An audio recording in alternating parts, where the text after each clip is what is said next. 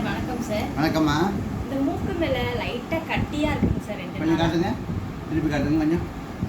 ஆமாம், சின்ன பரு மாதிரி இருக்குது. அதுக்கு என்ன ட்ரீட்மெண்ட் சார்? இதுக்கு ஒன்றும் மருந்தே தேவையில்லைம்மா. அதாவது என்னன்னு சொன்னால், உலகத்திலேயே அத்தனை உயிரினங்களுக்கும், ஒவ்வொரு உயிரினங்களுக்கும், அத்தனை உயிரினங்களுக்கும் இறைவன் கொடுத்த மருந்து இருக்குது பார்த்தீங்களா, அற்புதமான மருந்து. என்னன்னு சொன்னால், நம்மளோட உமிழ்நீர் இருக்கு இல்லையா, இந்த உமிழ்நீரை அப்படி தொட்டு எந்த இடத்துல இந்த இடத்துல பரு அந்த இடத்துல வச்சா போதும். இங்கே எதில் மருந்து இருக்குது, அப்படி வச்சு தொட்டு இறைவா நீ கொடுத்த மருந்து, இறைவா நன்றி அப்படின்னு சொல்லி வச்சா போதும். புரியுதா சொல்கிறது? வச்சா போதும். இப்படி இது மாதிரி அடிக்கடி வச்சுக்கோம்மா. ஒரு 4 தடவை 5 தடவை வச்சுக்கிட்டு வச்சுக்கலேன்.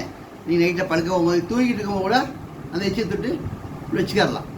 படுத்தாச்சு எப்படி எடுத்து இறைவா உனக்கு நன்றி, மருந்து கொடுத்துக்கு நன்றின்னு சொல்லி என்ன சொல்றீங்க? எச்சி உலகத்தில் அத்தனை உயிர்களும், உலகத்தில் படைக்கப்பட்ட அனைத்து உயிர்களுக்கும் அதனுடைய எச்சில் தான் முதல் மருந்து.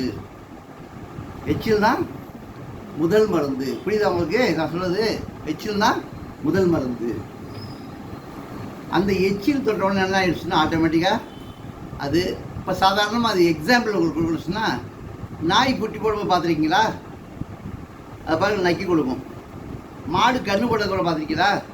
அது நக்கி கொடுக்கும். பூனை குட்டியை செய்யும், பூனை குட்டி போட்டதுக்கப்புறம் நக்கி கொடுக்கும். என்ன காரணம் சொன்னால், நக்கி அந்த வாய் எச்சில் உமிழ்நீர்னாலேயே அந்த குட்டிகளை பாதுகாக்கும். அந்த உமிழ்நீர்னால எந்த ஒரு பாக்டீரியாவும் அந்த குட்டிகளை என்ன செய்யாது, தாக்காது.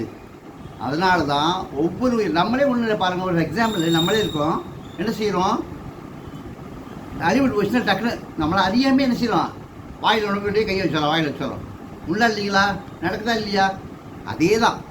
என்னன்னு சொன்னால், இறைவன் கொடுத்த முதல் மருந்து அந்தந்த உயிரினங்களுடைய எச்சில் தான் முதல் மருந்து. இதை யாரும் மறந்துடாமல் நல்லா ஞாபகம் வச்சுக்கோங்க. உடனடியாக எந்த ஒரு பரு வந்தாலும் சரி, ஒரு சின்ன காயம் வந்தாலும் சரி, எந்த இடத்துல முதல்ல பரு வந்தாலும் சரி, உமிழ்நீரை தொட்டு இறைவா நீ கொடுத்த மருந்துக்கு நன்றின்னு சொல்லி என்ன செய்யணும், அந்த பரு மேலே, அந்த சின்ன காயத்து மேலே நீங்கள் வச்சிங்கன்னா ஆட்டோமேட்டிக்காக அது சரியாயிடும். உலகத்தில் இறைவன் கொடுத்த முதல் மருந்து, ஒவ்வொரு உயிருக்கும் இறைவன் கொடுத்த முதல் மருந்து அதனுடைய உமிழ்நீர் தான் அப்படிங்கிறத சந்தேகம் இல்லாத ஒரு உண்மை. இதை இப்போ இல்லை, பல 1000 வருஷங்களுக்கு முன்னாடி இருந்தே இது இயற்கையாக வந்துட்டு இருக்க ஒன்று தான் அப்படிங்கிறத உங்கள்ட்ட சொல்லிக்கிறேன். நன்றி, வணக்கம்மா.